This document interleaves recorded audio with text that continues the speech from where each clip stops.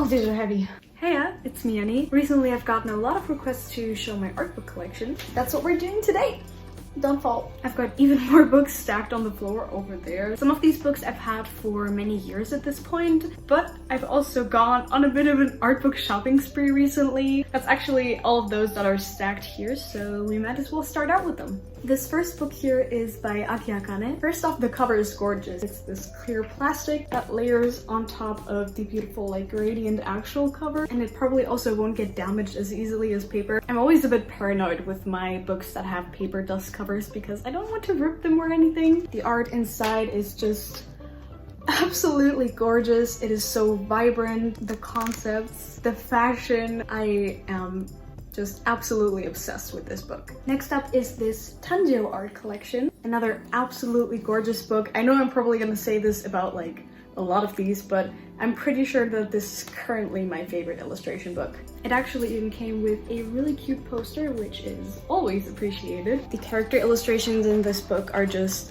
so lively, and I actually found this at a local bookstore, which made me super happy. Next we have this beautiful book. I'm actually not too sure what the artist's name is, but the watercolor pieces in here, I could honestly gush about these forever. One really cool thing about this book is that it has these kind of extended pages to completely show like a full piece in the correct format, which just gives the book so much more texture to it and creates a really unique feeling when folding through. This is definitely one of my favorites in here. Like, how do you even?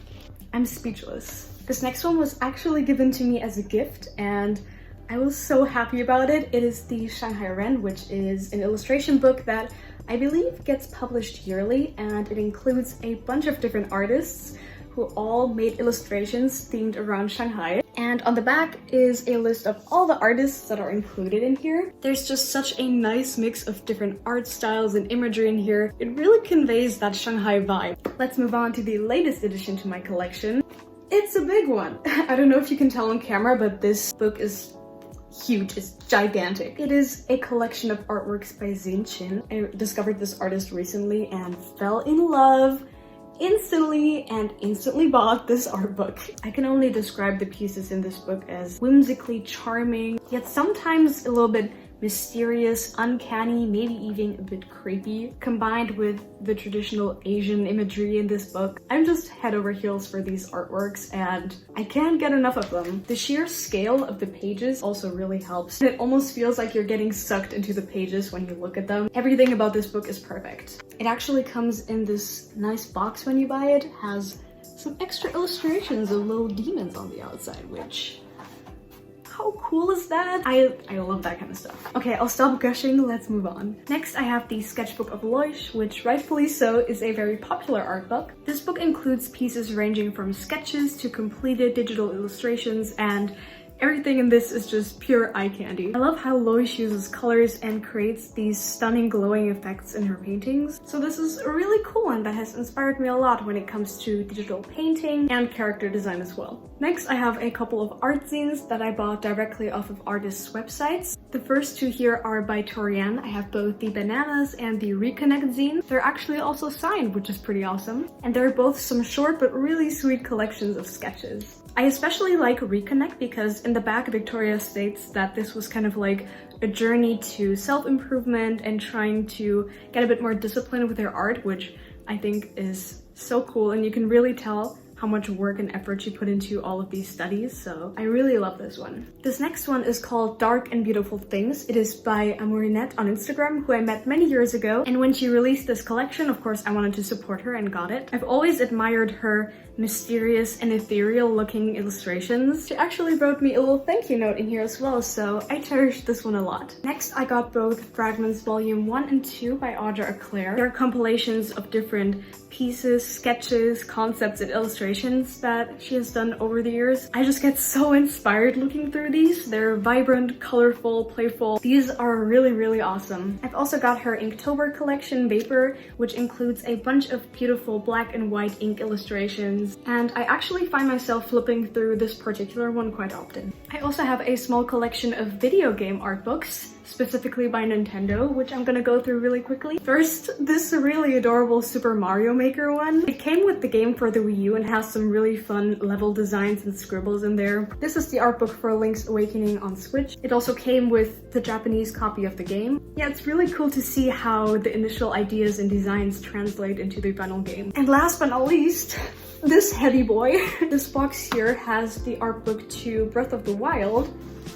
It's incredibly heavy, super chunky, super thick, and by far my favorite video game art book that I have ever laid hands on. It's so freaking cool. It shows a lot of ideas from the early development stages as well, so when they weren't really sure what to do with the game yet and had a bunch of crazy ideas, it's so fun to look back on after spending a lot of time in the game. So I'm really grateful to have this one. Ugh. I'm not sure if I can exactly classify this next one as an art book, but it's one of my favorite things that I own in general, so I'm gonna shout out here. It's the Akatsuki no Yona fan book.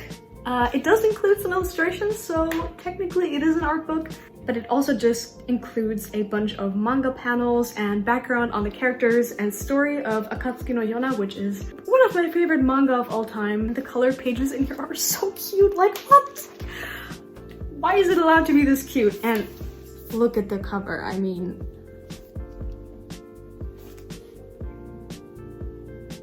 I really love the author's smooth and delicate watercolor style. It really makes me want to try and do something similar with my pieces. Now for some more, I guess, educational art books. This is the Animator Survival Kit by Richard Williams. This book has been incredibly helpful during all of my small attempts to do a little bit of animating. Mad props to anybody who does a lot of animating. This stuff is freaking difficult and takes a crazy amount of time, but it's also very fun, so I see why you do it. And I have some more Chinese books where sadly I don't know what the authors' names are. You done? No. This particular one is called Poetic Paintings for Young Hearts. It has a super cute drawing of Alice on the cover, and it includes step-by-steps for some really sweet fairy tale themed illustrations. And I've also got this one, which is quite similar, but instead of colored pencil, it has a bunch of really sweet watercolor painting step-by-steps. I didn't really get these for the tutorial parts. I just like looking at the cute art. And in a similar fashion, I also have these two larger ones. I actually got these from a friend, so thank you. This one sadly arrived damaged when I first got it. The corners are all dented, which is a bummer, but this is a huge coffee table book on Japanese ukiyo-e. A lot of these are really beautiful and have a lot of stunning details in them, so I do like flipping through this one. And I guess as an honorable mention at the end here, it doesn't really qualify as an art book, it's more of a children's book, but it has just pure, beautiful art in it. It is A Visit with the Fairies. The cool thing about this is you flip open the regular page with all the text, like this, and then you can look at all of the fairies' houses in detail. These are illustrated so nicely. This one's honestly very nostalgic for me. I think Vidia's house was always my favorite. Wait, let's have a look at that one. I think her house always like released my inner edgelord. It's so freaking cool. Look at like all the super nice details and decorations. It's definitely one of my favorites just for the nostalgia. Alright, that was it for my art book collection. I hope you guys enjoyed this video. If you have any recommendations for cool art books that I should check out, leave them in the comments down below. Thank you guys so much for watching. I hope that you have a wonderful rest of your day or night, and I will see you in my next one. Bye bye!